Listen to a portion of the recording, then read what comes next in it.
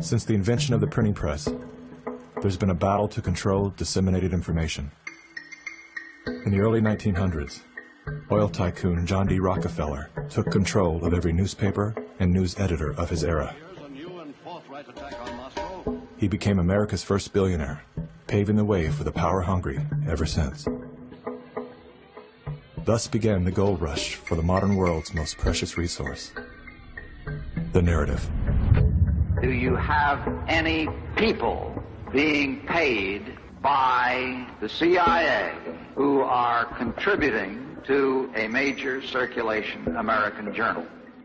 During a Senate committee investigation, it was revealed that the CIA had been conducting a covert operation to infiltrate and control U.S. media. They called it Operation Mockingbird. We do have people who submit pieces to American journals. Do you have any people paid by the CIA who are working for television networks? This, I think, gets into the kind of details, Mr. Chairman, that I'd like to get into in executive session.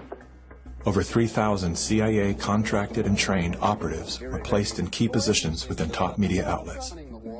Posing as editors and journalists, these well-paid actors never dared to question the effect of their lives on the world beyond their cozy studio.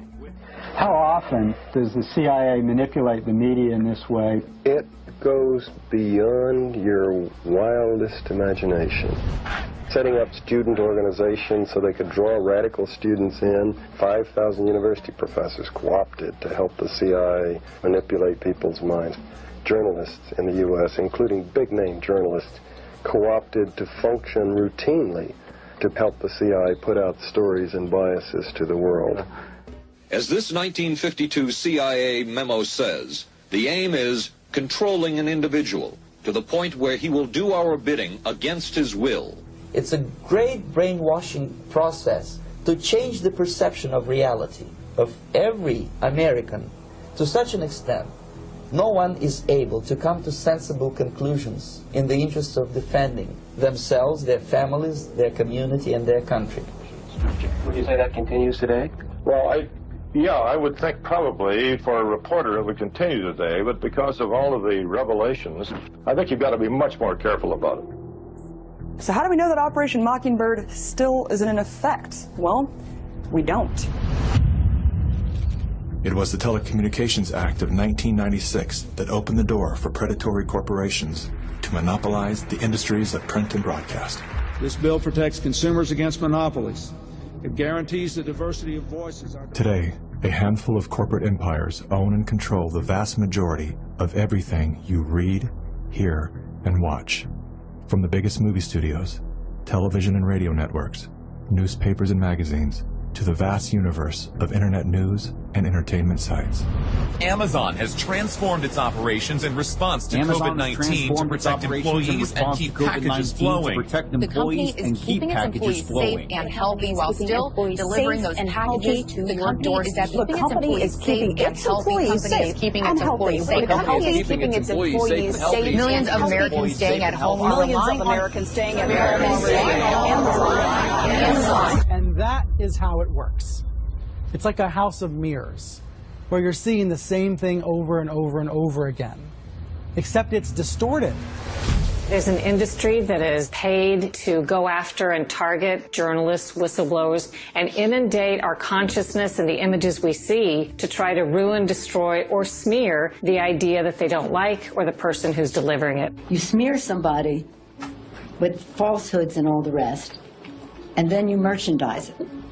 And then you write it, and they'll say, see, it's reported in the press, so they have that validation that the press reported the smear, and then it's called the wrap-up smear. Now I'm going to merchandise the press's report on the smear that we made. And it's a tactic. Welcome back, everybody. News personalities are not the only high-paid actors to serve the propaganda machine. Most late-night talk shows are owned by the same corporate overlords, and thus follow the same script, only laced with a laugh. Our main story tonight concerns conspiracy theories. Last Week Tonight with John Oliver featured a skit entitled Coronavirus Conspiracy Theories. Like the claim that the moon landing was faked. First thing to note here is that Mr. Oliver opens with commentary about conspiracy theories that are completely unrelated to coronavirus. This is a standard tactic used by propagandists to set a tone so that anything that follows will be seen through the lens of absurdity. Plandemic, a pseudo-documentary filled with a hodgepodge of conspiracy theories. Mr. Oliver then does his best to debunk Dr. Judy's claim that she was arrested but never charged with a crime. She was absolutely criminally charged. This was not an oversight, but a blatant lie. Prior to the taping of this episode, Mr. Oliver had the official arrest documents that clearly prove that Dr. Judy was never charged with a crime. Mr. Oliver then attempts to debunk the idea that a beach, aka nature, holds any value in boosting our body's natural immune system. Instead of challenging a point with science, he kills it with a smear. Everything that you just said is insane. Television is not the truth. We deal in illusions, man. None of it is true. But you people sit there day after day, night after night, all ages, colors, creeds. We're all you know. You're beginning to believe the illusions we're spinning here. You're beginning to think that the tube is reality and that your own lives are unreal. This is mass madness, you maniacs. In God's name, you people are the real thing. We are the illusion. So turn off your television sets. Turn them off now. Turn them off right now. Turn them off and leave them off. Turn them off right in the middle of the sentence I'm speaking to you now. Turn them off.